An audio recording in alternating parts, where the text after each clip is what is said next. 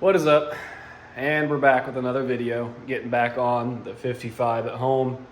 And being that we got the last set of gaskets finally shipping out and getting in, we can get started on this thing. So there's a couple little odds and ends I got to take care of before we get the engine and trans set down in it and make our engine mounts and whatnot.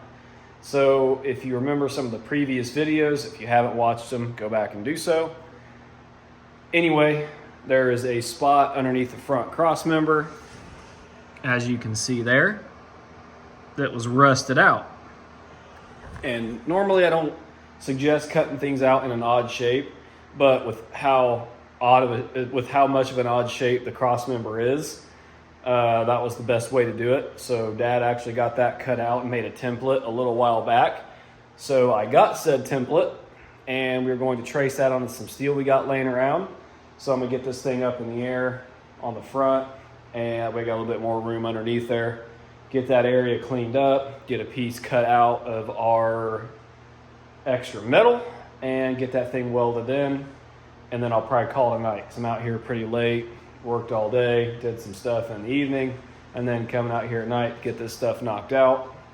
And that way, most of this little piddly crap's out of the way, so we can focus on that engine when we get all the stuff in. So anyway, let's get to it.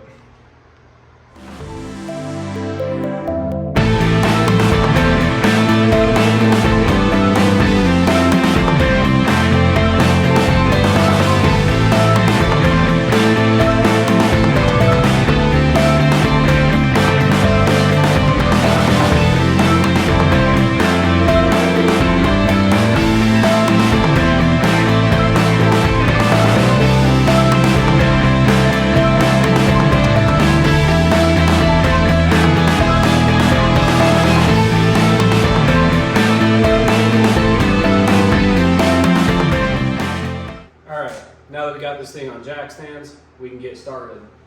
But I wanted to give a shout out to Montana Garage. My dad and I saw these on his channel. It's a grinder hood. If you're ever doing a lot of grinding, you know how annoying it is having metal dust and sparks just blast in your face. It's not very fun. You can call me a sissy all you want, but it gets old. And this thing's awesome because it's a full face shield, but on top of that, if you look at the front here, we'll bring this over a little closer.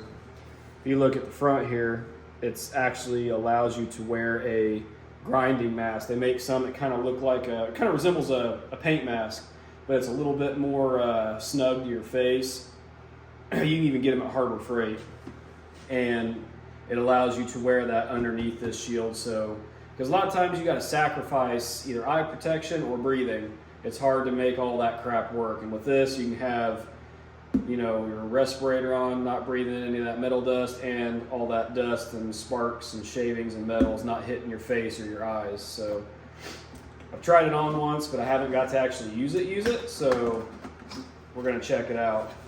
And this isn't a sponsored gig. I wish it was, but it's by Benchmark Abrasives. It's their grinding hood, and I'm pretty stoked to use it. So I'm going to try to toss the link down in the description below if I remember. I'm not the best at that yet. I'm trying. But here it is. As you can see, got this whole recessed area designed for a respirator. So it's pretty cool. I'm going to peel this film off, which is always super gratifying. Shing. Ready to get this thing dirty.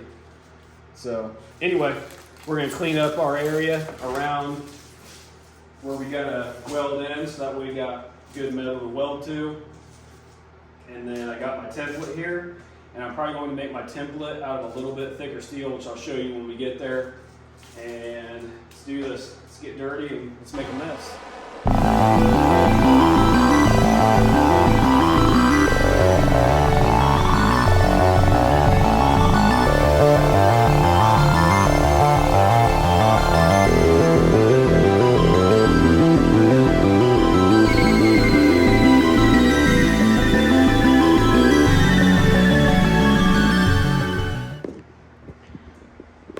All right.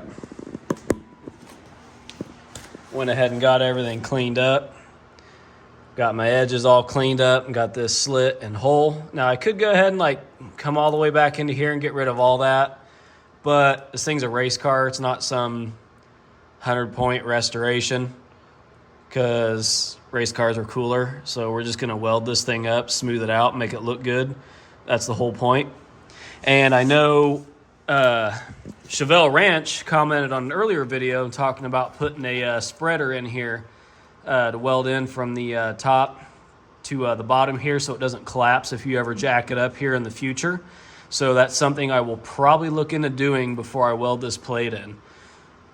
So that being said, I want to go ahead and get this cut out. And we got this perfect little template here.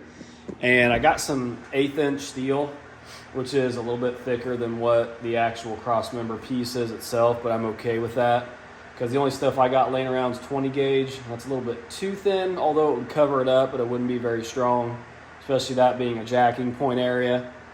So we're going to use some 1/8" and cut that out, weld that in, and I'll probably use a little piece of bar stock to put in there as like a spreader separator. So anyway, let's go ahead and get this thing cut out and see what we come up with. And this thing was amazing. It was so awesome being able to be under the car, just grinding, doing whatever you need to do and not worry about anything hitting your face or eyes. So I highly suggest it. I think they're like $50, worth every penny. You only got 2 eyeballs, so you might want to do what you can to protect them, and this is absolutely perfect. And it looks like this clear shield is replaceable by the looks of it, so that's pretty cool. So once you spend the money on the mask, they probably sell these individually, I would guess. I haven't looked myself, but highly suggest that. But anyway, let's get on with cutting this piece out. All right, guys, got our piece of metal made. Used our template. Now I know this is a lot thicker than what we're welding to, but whenever you're welding and you're welding something this thick to something a lot thinner, always target your heat towards the thick stuff. Because if you even do like a 50-50, it's still gonna burn that thin stuff first. So you might kind of tweak it like a 60-40. Kind of got to play with it a little bit, but always keep your heat towards the thick stuff because it can handle it. So we're going to test fit this thing, see if I got to do any trimming, and then we'll see how it looks and see what kind of tweaking I got to do to get my shape and bends right, and then we'll go from there. Okay, got our piece made. Now, as you can tell, it's kind of like, it's got a cross-tweakulated kind of bend in there from side to side and curved like that, so fits up in there pretty good. So I'm going to make my little support piece from top to bottom real quick, measure that out, and we'll be ready to start welding everything in.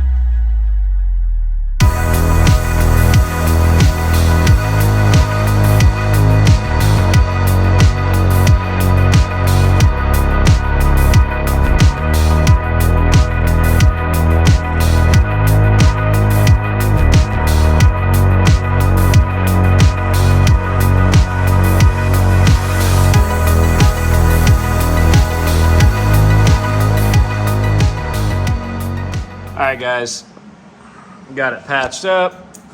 There's a couple soft areas I'm gonna have to go back and replace, which I guess that's to be expected. Came out pretty good for as pitted as everything is. I'm surprised it welded up so nice.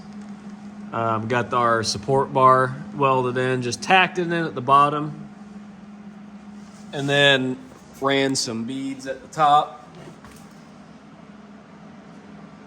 Got that thing wedged in there, gives it a ton of support now.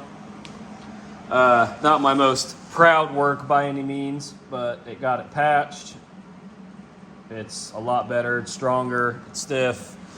So whenever we're racing this thing, we need to jack the front end of this thing up. You don't have to worry about sending the jack through the cross member anymore. So yeah, just what you deal with welding to old metal like that. Either A, you take the whole front suspension out and cut that whole section out and weld it in real nice, which, you know, if it was a perfect world, we would love to do that. But with what we're doing with this car. Patch it up, paint it black, throw some undercoating on it, and we stiffened it up, and it's going to serve its purpose. So it's going to be it on that thing. So pretty much squared that away. And then I'm not sure what else I'll include in this video, but we'll see. Okay, just wanted to show this real quick. I decided to go ahead and dust some undercoating on it. So, looks pretty good. I just did just the center section because obviously we still have suspension work to do in the future. But yeah, doesn't look too bad. I'll take it. But anyway, hopefully when this thing goes to the drag strip, this is what we see it do when it leaves the line. Anyway, let's get on with it. I thought I was going to include some other stuff in this video, but I figured that'd be good for this one. So if you guys ever have a little soft hole in your cross member, I suggest, being that that's a highly used jack point on any car that has a solid frame cross member like that, to use a little bit thicker steel. And like I mentioned, concentrate your heat towards that thicker metal because it can take it. So when you strike your arc, kind of strike it on your good, clean, thick piece of metal, and then carry that puddle over into the old thin stuff and kind of work it like a little weave, and you should have good results. I had good results. And if you just want a quick patch like we did, I mean, this thing's a race car. I mean, we don't want much more than that. This thing isn't a show car. You know, this isn't something we're doing at a restoration shop, anything like that. I'm not doing this for a customer and hack jobbing it. I mean, at the end of the day, it's a patch that works. Most guys would probably just get a different frame. But obviously the frame's nice, just has a little soft hole where, you know, debris gets down in there. And I'm just jibber jabbering at this point. But it patched it in, it's solid, it works.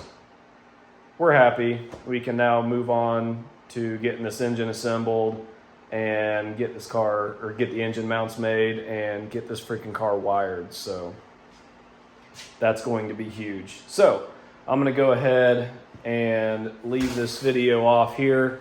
Drop a comment below if you want to see any of the cars in future videos that were in the last video. If you haven't watched the last video, go back and check it out. I threw some of Dad's cars in there, and we got some other cars at the shop.